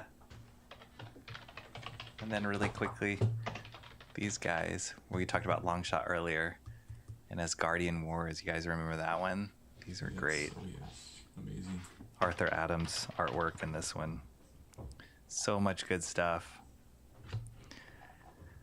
Wow. I feel like it was such a journey that we just went through. John says nerd real fight. quick. Okay, Nerd fight. Exterminators real quick. Okay. Oh, never mind. Did we already end? No, we're Oh, no, still you're on. doing We're still on. stuff. Yeah, okay. yeah. So it's Leech, Artie Maddox, Rusty Collins, Skids, Richter. It's the first appearance of Richter. Oh. Boom Boom. Oh, and yeah. Taki Matsuya. It's his first appearance. That's the Japanese kid, but I can't remember what his like special name is. That's right. Boom Boom. She was definitely in the category of like, she's a little annoying. Yeah. All those characters like Artie, all right. Maybe that's why I didn't pick it up. Because I'm like, these are all the reject characters. Oh, you know what I was thinking about? I was thinking Skids and what's his face? Skids' boyfriend, the fire guy. He was Rusty Collins. I was thinking they died like in Mutant Massacre or something, but they didn't. It's actually they were in the first issue of X Factor. X Factor 1 was X Factor rescuing them from like a crowd of people. Oh yeah. So that's sounds very that's where familiar. they came from. Yep. Nice. Comrade Sammy, she didn't fall asleep. She said she's still cleaning these controllers. Might as well, though. Getting kind of sleepy. Rocky's just so boring, Thanks. I have that his effect. alias was Whiz Kid, by the way, is the Japanese kid. Oh, no. I would have, if I was the editor, I would have vetoed that. So mean. I kid, oh kid, LOL. I know you guys are just kidding. Get rested for the Out of the Blue Gothic stream tomorrow. Oh yeah, you guys are big Gothic stream people. Well, that was awesome. I'm so happy that we were able to do this and just kind of reminisce. I sometimes I nerd out too much, and especially on these streams, and I feel like I nerd out a little bit too much about some of this stuff. But just hearing how you guys talk about it, it's like, this is where it comes from. This is who I learned it from. Then you seem less over the top nerdy by default. So, yeah. Just pull me in when you're feeling too nerdy. I will. Very fun. Nothing but great memories. Nothing but good memories. It was really good. I mean, we didn't even begin to talk about the little comics that we did a tick. I don't have any of those. I can't find any of those. I have some that I did a little later where we were actually drawing beyond just stick figures. I have some of those. Didn't we have one about a chef? The Samurai Chef, man. Yes. That sounds familiar. That does, right? I was so jealous of how well you could draw that I'd go home and I'd try to copy it and like draw it the same way. No kidding. It always came out looking like dog crap. So yeah, you guys were awesome. We had a team that was kind of like a X-Men team, but I think instead of Fantastic Four, it was like Fabulous Five or something like that. Something like that. And then later on, we did some issues of like younger, like the New Mutants for that team, and they were something else. I can't even remember. I don't know. It was so good. I wish I can find them, but I can't. I haven't been able to find those particular ones. We did a few issues too, and we sold them too. If I can't, maybe Fred was the only one who bought them. Were you the only one who bought them? Possible. I don't know. I didn't have much money back then because I was trying to keep up with all the X-Men comics. Yeah. Oh boy. All right, let me just finish up here in the chat, and then we'll get going because I know we gotta sleep. Skid, that's my dog with. Yeah, Skid. Okay. It's okay to be nerdy. Yes, I mean obviously, right? It's like nerds rule the world now. Geeks. I'm sure she will. Hope to see Rocky there. At the Gothics. Yeah, maybe. I'll check it out. That would be epic. Power Ranger Cobra Commander drawn in Scooby-Doo style was amazing today. Thanks. Yeah, I did what's called a secret draw stream earlier today, where I was drawing Cobra Commander actually, and do I have that? Where did I put that? Oh.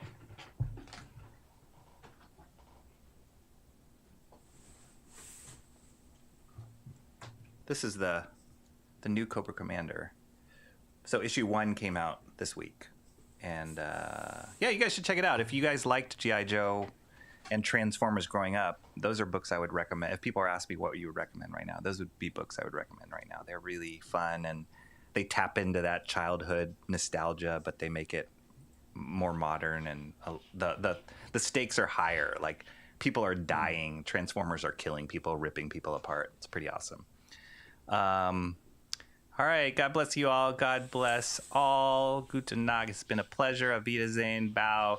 Thanks, everybody who has been here in the chat, been talking, commenting. It made it a lot of fun. And thank you, Fred and Atik, for joining me. Just hang out a little bit. I'll talk to you and say goodbye after the stream's over. But I couldn't have done this without you guys. You guys, what influence you've gave me for comics really changed my life, for better or for worse. Turned me into a nerd as an adult.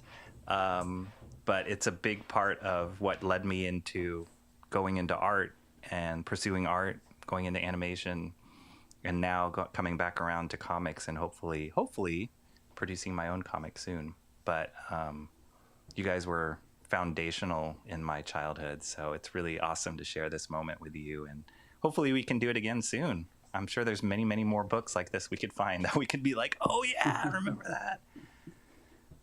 So great. Thanks for joining me. Yeah. Yeah.